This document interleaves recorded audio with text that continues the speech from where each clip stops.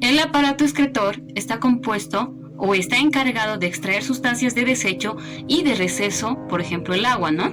También mantiene constante las condiciones de ambiente interno, como la homeostasis, por ejemplo, que es la regulación del medio interno. El aparato excretor está constituido por los riñones, que son dos, las vías urinarias, como los cálices, la ruta que sigue, ¿no? Los cálices mayores, menores, la pelvis renal, los uréteres y la vejiga, y terminando en la uretra. Los riñones son órganos retroperitoneales situados a ambos lados de la columna vertebral. Sus dimensiones son 10 centímetros de largo, 5 de ancho y 2,5 de grosor. Presenta dos caras, que son una cara anterior y una cara posterior. Presenta también dos polos, que son un polo superior y un polo inferior.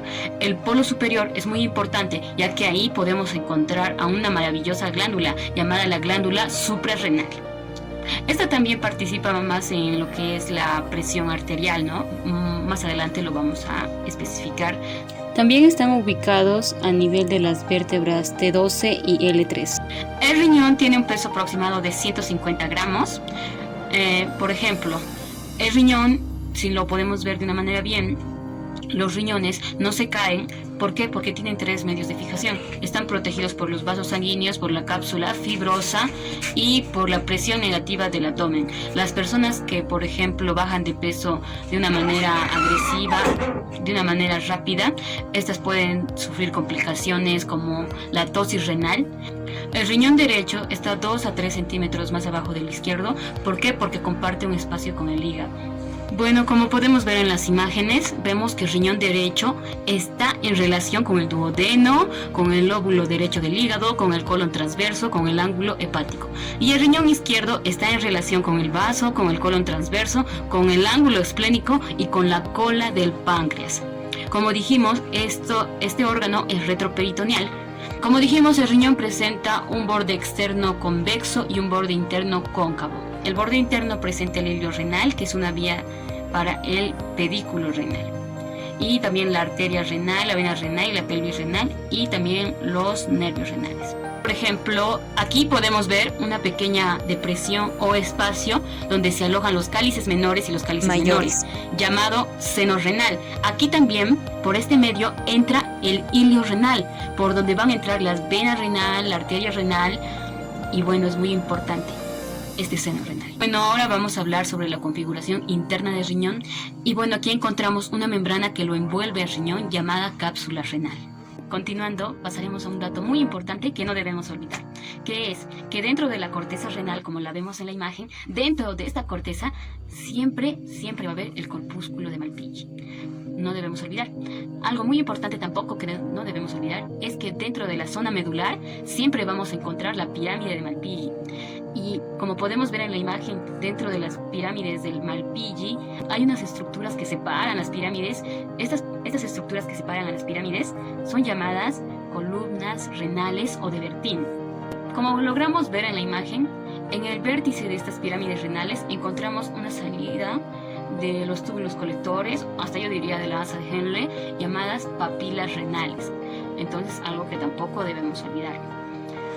Bueno, estas dos zonas siempre van a desembocar en los cálices menores, como lo vemos, y este va a desembocar en el cáliz menor y este en la pelvis renal.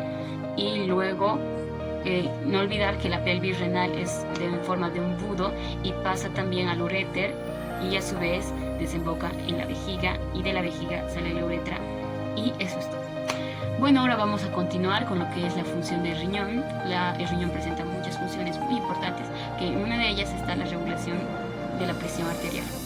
Bueno, el riñón secreta una hormona llamada renina, y esta renina va hacia la glándula suprarrenal, como dijimos, va a la glándula suprarrenal.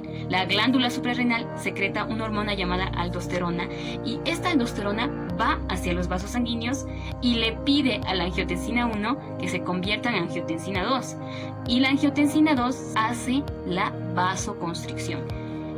Y bueno, entonces la angiotensina es muy importante, que de esta manera la presión arterial va a aumentar, ¿no? Si hace la vasoconstricción. Entonces, ¿cuál será la importancia de esta hormona aldosterona? Es que la hormona aldosterona incrementa la presión arterial, y esto es muy bueno y es muy importante que lo conozcamos de esta manera. Y bueno, continuando, otra de las funciones del riñón es que regula el volumen plasmático. o sea, contribuye en la homeostasis, ¿verdad? Entonces, cuando regula la presión plasmática, como dijimos, recordando que tenemos 5 a 6 litros de sangre en nuestro cuerpo, nuestros riñones tienen que regular la homeostasis del agua. Entonces es una función muy importante. Otra de las funciones del riñón es que mantiene la osmolaridad sanguínea, recordando que es el grado de concentración de los iones. Entonces, de esta manera, la osmolaridad sanguínea es un promedio aproximado de 280 a 300 milismoles. Entonces sí regula el equilibrio de los iones, del sodio y del potasio, sí regula. Entonces, también en el riñón se va a activar la vitamina D, o también llamada calcitriol. También participa en lo que es el metabolismo, ¿no? En los desechos como la urea, la creatinina, el ácido úrico. También por el riñón se eliminan lo que es los medicamentos. Y bueno, como dijimos, otra de las funciones del riñón es que mantiene la homeostasis, el pH. ¿Y qué es el pH? Es el potencial de hidrogeniones. Lo vamos a profundizar un poquito más adelante. Bueno, también una de las funciones del riñón es que secreta la hormona eritropoyetina, que es la formación de glóbulos rojos, ¿no? Bueno, ahora vamos a pasar a la unidad anátomo-funcional del riñón, que es el nefrón, o también llamada nefrona, ¿no? Como nosotros bien lo sabemos. Pero antes, vamos a recordar un poquito lo que ya habíamos hablado, que era recordando que en la corteza renal o cortical se encontraba siempre el corpúsculo de Malpighi, ¿verdad? Ya lo habíamos dicho. Entonces, el corpúsculo de Malpighi está formado por dos componentes muy importantes que son la cápsula de Bowman, que como lo vemos aquí en la imagen, es el que está cubriendo, ¿no? Otra estructura tipo filamentosa que la vemos ahí en la imagen es el glomérulo renal. Entonces, el corpúsculo de Malpighi está formado por dos componentes que eran la cápsula de Bowman y el glomérulo renal. Entonces es muy importante recordarlo. También tiene sus propias funciones, que es de la filtración. Lo vamos a ver también. Entonces, vamos a hablar un poco de los componentes que son del nefrón. El nefrón, no hay que olvidar que pueden ser más de 1 millón. Podemos ver al túbulo contorneado proximal y también podemos ver a la rama descendente. Después podemos ver a la asa de Henle, que tiene dos rutas, una ascendente y otra descendente, como lo vemos. Luego podemos ver a la rama ascendente, ya vimos a la rama descendente, y luego nos encontramos con el túbulo contorneado distal y terminando en el túbulo colector. Bueno, repasando cuáles son las etapas que tiene que pasar la orina para ser formada, son la de filtración, la reabsorción, la secreción y la concentración. Vamos a explicar estas 4 etapas de manera detallada. La filtración, también llamada filtración glomerular. Bueno, como podemos ver en la imagen, podemos ver ahí claramente la cápsula de Bowman y al glomérulo renal, ¿no? Como podemos ver, ahí llega una arteria de grueso calibre llamada arteria aferente, y la arteria que sale, ¿no? Como vemos, la que sale es la arteria eferente, es de menor calibre, como lo vemos, ¿no? Y al día se filtran 180 litros de plasma que filtramos, también 1200 ml por minuto. Entonces son datos que no debemos olvidar. Y hay algo muy importante que nunca debemos filtrar, que son los eritrocitos y las proteínas. Es algo que no debe filtrarse aquí. Nunca debemos filtrar. ¿Qué pasaría si en caso una persona llegara a filtrar proteínas? Entonces tendría una complicación llamada proteinuria, ¿no? O una complicación un poco mucho más grande, que es el edema. Entonces también nos sirve de diagnóstico y también de reconocimiento. Bueno, ya vimos la filtración. Lo que nos sigue pasamos a la reabsorción. Y en la reabsorción se da en el túbulo contorneado proximal. Y bueno, aquí recibe lo que es la glucosa, los aminoácidos y el agua. Entonces, esa sería la función de la reabsorción. Y en la secreción es lo opuesto, ¿no? Aquí se da en el túbulo contorneado distal. Y aquí es algo muy importante lo que va a suceder. Aquí se elimina el hidrogenión y se ahorra potasio. Entonces, el hidrogenión sale y el potasio entra. Entonces, esa sería la función de la secreción. Ahora pasamos con la última fase, que sería la concentración. Aquí, ahora, como vemos en la concentración, es el ahorro de agua. Por ejemplo, si vos no has consumido, no has tomado agua, entonces tu propio cuerpo utiliza lo que es la concentración a través de una hormona muy importante que se va a activar en la glándula hipófisis. Y esta glándula hipófisis va a secretar al ADH. ¿Qué es el ADH? Es la hormona antidiurética. Entonces la hormona antidiurética le dice al cuerpo se ponga en modo ahorro de agua, prácticamente se pone en modo de ahorro de agua, y entonces nos va a ayudar a lo que es el ahorro de agua en la etapa de la concentración. Por ejemplo, si no hemos consumido agua, digamos, durante días, por ejemplo, si naufragamos o si nos pasa algo así, digamos, y no estamos consumiendo mucha agua, entonces estas situaciones nos pueden pasar. Ahora, vamos a hablar un poco más de lo que es la formación de la orina. Vamos a especificar cómo es que se forma la orina y el color de la orina, que es un color amarillo ámbar. Y vamos a decir también que la orina es una mezcla de toxinas que son como la creatinina, el ácido úrico, por ejemplo, y el pH de la orina es de 5 a 6. Entonces la orina es ácida. Entonces vamos a hablar un poquito más de lo que es la orina, ¿no? Bueno, el valor normal de la orina es de 800 cc a 2000 cc, es decir, la cantidad de orina que debemos miccionar.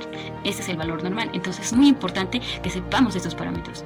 Por ejemplo, cuando sube de 2000 cc esta cantidad, digamos, se llamaría poliguria, y cuando disminuye la cantidad de orina, obviamente, de este parámetro que dijimos, se llamaría oliguria. Por ejemplo, cuando está con sangre, por ejemplo, la orina, entonces se llamaría hematuria, como ya lo habíamos hablado. Si en caso, por ejemplo, si el riñón falla, se debe realizar lo que es la hemodiálisis. Y nosotros, como futuros personales de enfermería, es muy importante que tengamos suma precaución, ¿no?, en lo que es el cuidado del paciente. Es muy importante que nosotros, como futuros enfermeros, controlemos la presión cada 15 minutos del paciente. Bueno, recordando lo que ya habíamos hablado, obviamente, ¿no?, lo que era la corteza medular, que se encontraba en la pirámide de Malpighi, y desembocaban lo que es el cálices menor, que desembocaba en cálices menor, y luego pasaba a lo que es la pelvis renal, que es en forma de embudo. Que esta pelvis renal es muy importante, ya que conecta lo que es el riñón con los uréteres, ¿no? Porque después de la pelvis vamos a pasar a lo que es los uréteres. Entonces, los uréteres son largos conductos retroperitoneales. ¿A qué nos referimos con retroperitoneales? Que están detrás del peritoneo. Miden aproximadamente 25 a 30 centímetros. También conectan los riñones con lo que es la vejiga. Tienen 3 capas. La primera capa es una mucosa, una muscular lisa y una adventicia. Y también se encargan de transportar la orina a través de unos movimientos llamados peristálticos, ¿no?, el peristaltismo. Entonces, también desemboca en la vejiga de una forma oblicua. Entonces, los uréteres van a desembocar en la vejiga de una forma oblicua. Y la vejiga es un órgano receptacular, obviamente, que almacena temporalmente la orina. Entonces la vejiga también es importante porque almacena temporalmente la orina. También tiene 3 capas, que son una mucosa irregular, una muscular lisa, o también llamada de músculo destructor. Es poderosamente contráctil y también presenta su adventicia, ¿no? La vejiga está debajo del peritoneo, entonces será infraperitoneal. Entonces, algo muy importante que no debemos olvidar acerca de la vejiga. Y la desembocadura de los uréteres, vamos un poquito más abajo. En la desembocadura de los uréteres, como el orificio uretral, forman un triángulo llamado triángulo vesical, como lo vemos en la imagen.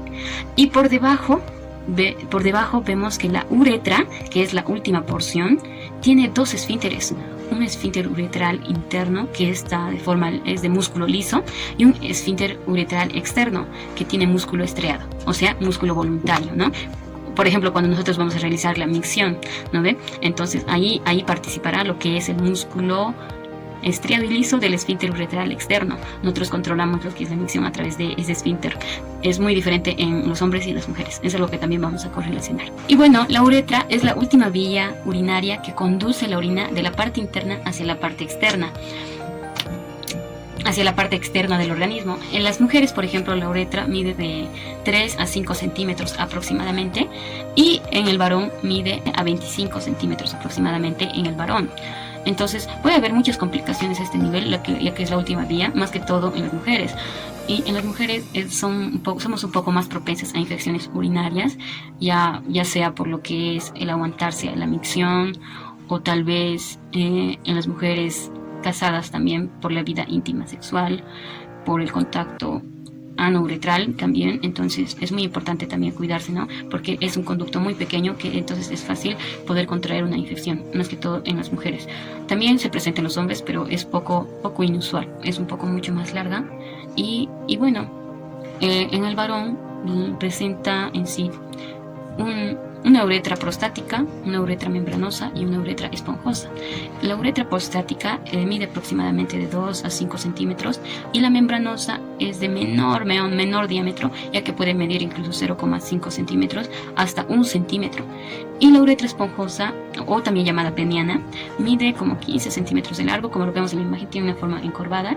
Entonces podemos incluso poner lo que es la sonda vesical, tanto en la paciente femenina o en el paciente masculino. Pero es muy importante reconocer, ¿no?, cuál es el meato urinario o de desembocadura de la mujer. Por ejemplo, la mujer desemboca la orina a nivel donde se encuentran estos espacios, por ejemplo, de los labios mayores, labios menores, encontramos un espacio llamado vestíbulo.